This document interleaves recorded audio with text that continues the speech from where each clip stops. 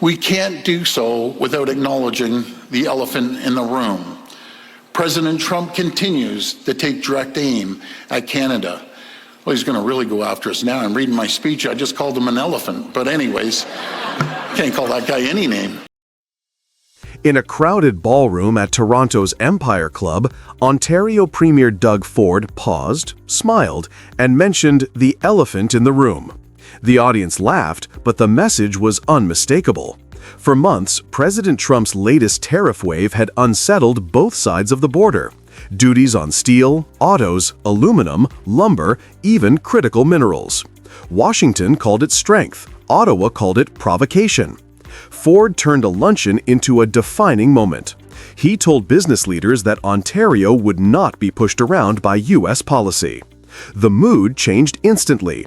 What began as a light remark became a signal that Canada was ready to fight back. Trump's 2025 tariff expansion touched nearly every industry that links the two economies. Steel and aluminum face new surcharges. Auto parts, once exempt, were suddenly taxed. Furniture, copper, and heavy trucks joined the list. Even film and semiconductor manufacturing fell under Washington's widening national security umbrella. For Canada, the effect was immediate.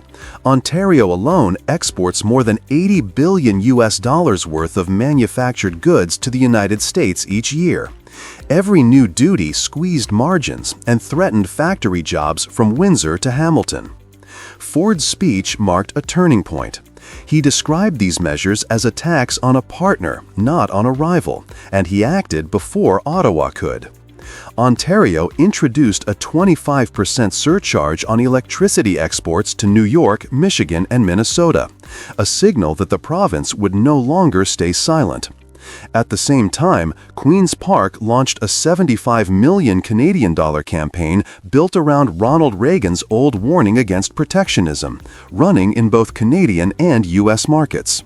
For Ford, it was as much about livelihoods as politics. Ontario's industrial belt depends on cross-border trade. His voters see the impact of every plant closure. Taking a stand wasn't symbolism, it was survival. Trump's plan sought to pull production back to America, but by October 2025, it was producing the opposite effect. Canadian manufacturers began investing in domestic supply chains. The Ontario Chamber of Commerce reported a 12% rise in new industrial permits during the third quarter, driven by steel finishing, auto components, and clean energy materials. Export Development Canada noted that more firms were seeking insurance and credit for European clients, reducing dependence on U.S. orders. Instead of weakening Canada, the tariffs pushed it toward greater self-reliance. In his address, Ford framed Ontario as capable of becoming one of the richest and most secure regions in the world if it harnessed its own talent and resources. Behind the optimism was calculation. By taxing electricity exports and promoting Made in Ontario, Ford leveraged the sectors where his province holds real power: energy, minerals, and advanced manufacturing. Analysts estimated Ontario's grid supplied roughly 6% of New York State's demand in 2024. Even a small surcharge reminded U.S. states how deeply their economies depend on Canadian energy. Meanwhile, data from the U.S. Bureau of Labor Statistics showed a 5-month decline in manufacturing employment through September 2025, with 78,000 fewer factory jobs than a year earlier. Ontario's policy response also had a psychological effect. Business confidence surveys by the Canadian Federation of Independent Business showed a steady climb through late 2025, reversing months of uncertainty. Companies that once delayed investment decisions began accelerating production to meet new domestic contracts, especially in transportation equipment and battery materials. The Ontario government set up a new task force connecting auto suppliers with provincial mining firms to ensure stable access to nickel, lithium, and copper, key components for EV manufacturing. These moves transformed the tariff shock into a catalyst for industrial planning. The shift may be modest in numbers today, but symbolically, it marked the rebirth of economic nationalism on Canadian terms. The irony was clear. A policy meant to protect American workers was beginning to erode their industries, exactly the kind of reversal Ford had warned about. The echo echoed far beyond Toronto. In Washington, officials were surprised not by Ottawa's diplomats, but by a provincial premier speaking directly to U.S. power. Regional leaders along the border quickly noticed. Governors from manufacturing states voiced concern about higher electricity prices and supply chain delays. Industry groups in the Great Lakes region called for clarity on tariffs, saying the back-and-forth measures were disrupting deliveries of parts and materials. Trump, accustomed to controlling every headline, suddenly faced a story he didn't script, a Canadian leader challenging his policy head-on. It underscored a shift among U.S. allies who have grown weary of uncertainty. In Europe, Japan, and South Korea, governments had already signed sectoral trade frameworks, setting tariff caps at 15%. Canada, bound by geography and supply chains, had less flexibility, until Ontario forced the issue. By standing firm, Ford reframed the conversation. Rather than pleading for relief, Canada was now seen as the steady player defending predictable rules in North American commerce. As the applause faded in the Empire Club ballroom, one thing was clear: the tone of Canada's relationship with Washington had changed. Ford's humor, his Reagan references, and his direct language toward Trump all served a purpose: to announce that Ontario would defend its economy on its own terms. The months ahead will test whether that strategy holds. The electricity surcharge, the advertising campaign, and the surge in local investment all signal a broader shift toward economic independence inside a volatile North American market. For the United States, the lesson is the same one history keeps repeating. Tariffs can buy leverage, but they can also breed isolation. When partners start protecting themselves instead of cooperating, the costs multiply on both sides of the border. What began as a push to reindustrialize America has instead encouraged Canada to do the same, not out of rivalry, but out of necessity. Ford's speech was more than a rebuttal. It was a turning point. Trump's tariff strategy aimed to reassert dominance. Instead, it awakened a new assertiveness in Canada, one that no longer fears the elephant in the room. In the months since Trump was elected, much has changed for American healthcare workers. Trump came into office, it was like everything turned just so vulgar and ugly. The government of British Columbia, desperate for doctors and nurses, has targeted unhappy Americans with ads like this. A quiet but shocking wave is reshaping North America's healthcare map. Hundreds of American doctors, nurses, and medical specialists are relocating to Canada, not for higher salaries, but for peace of mind and professional respect. Across the quiet hallways of Canadian hospitals, the sound of American accents has become surprisingly common.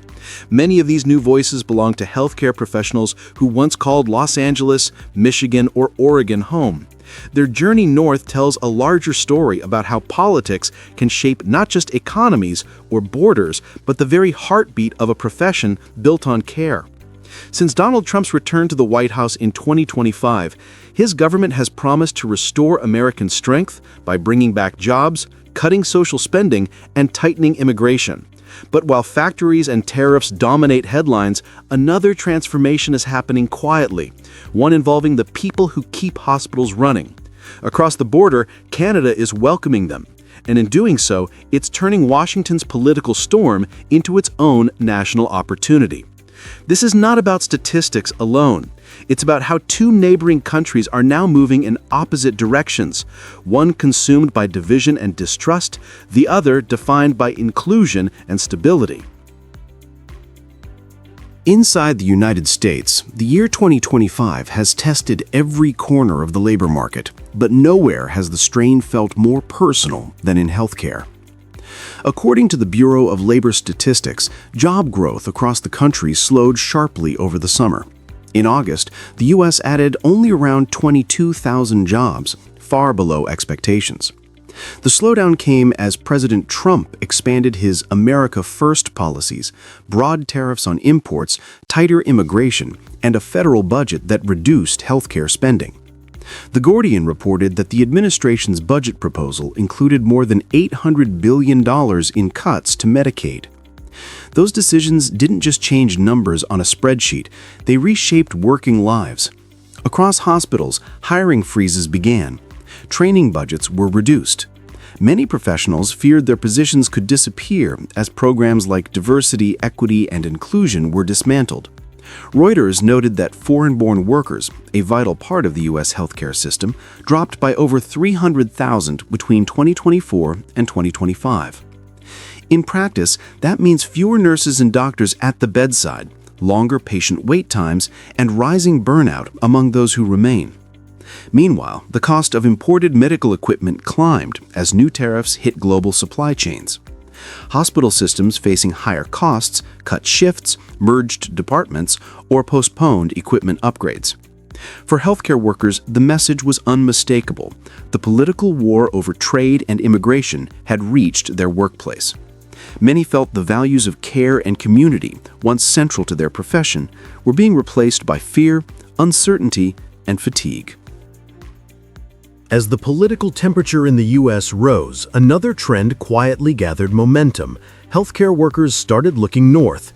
By mid-2025, the government of British Columbia had confirmed that more than 140 American-trained doctors, nurses, and nurse practitioners had accepted job offers in Canada. Provincial officials told CBC that the figure was expected to rise steadily in the coming months. What began as individual relocations soon turned into a coordinated migration. In hospitals across the Pacific Northwest, British Columbia launched an unusual recruitment drive. Food trucks rolled up to American hospitals offering free coffee and ice cream alongside information about open positions. The ads carried a simple promise: if you want to care for others in a place that cares about you, come to BC. That message resonated deeply. Within months, an online group called Canada Curious Healthcare Workers grew to over 1,200 members, mostly American doctors, nurses, and medical technicians exploring options to move north. Each story reflected the same concern. The U.S. no longer felt like a place where compassion and stability could thrive. For them, crossing the border was an act of preservation, both personal and professional. While Washington hardened its stance on immigration and social programs, Ottawa saw an opening. Canada was facing its own healthcare shortages and moved quickly to turn America's unrest into a recruitment advantage. In early 2025, the federal government announced an investment of $14.3 million Canadian dollars to accelerate the accreditation of internationally educated health professionals. British Columbia took the lead, creating direct pathways for American workers to transfer credentials and fill critical hospital gaps. Beyond policy, Canada succeeded through culture. Where the U.S. saw politics, Canada offered gratitude. Newcomers described receiving thank you notes from residents before their first shift. Volunteer networks helped them settle, find housing, and adapt to local practices. The contrast grew sharper. In the United States, debates over budgets and vaccines dominated headlines. In Canada, the story centered on rebuilding trust in care itself. One country argued ideology, the other practiced empathy. For decades, North America's economic gravity pulled south. Now, talent flows north, a reversal born not of money, but of meaning.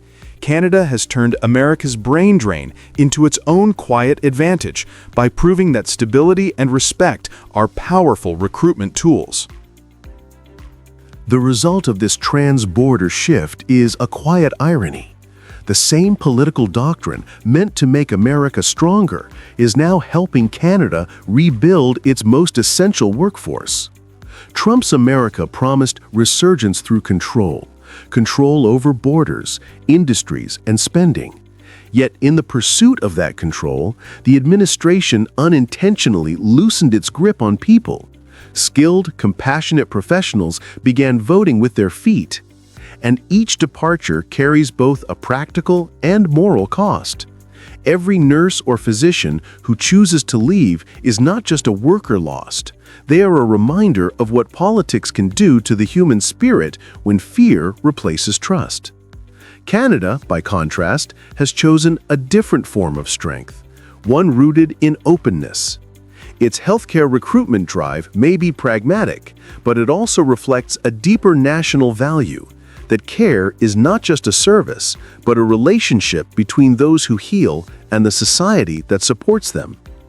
Across the border, the effects are visible. American hospitals continue to struggle with staff shortages, especially in rural areas. In British Columbia, new recruits from the United States fill emergency rooms, help expand rural clinics, and bring experience from one of the most advanced medical systems in the world.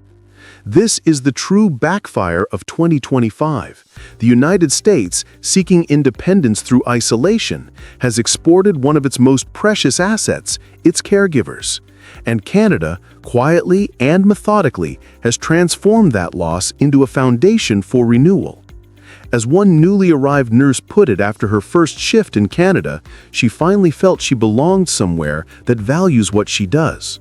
That sentiment now echoes far beyond a single hospital corridor. It reflects a growing realization across North America.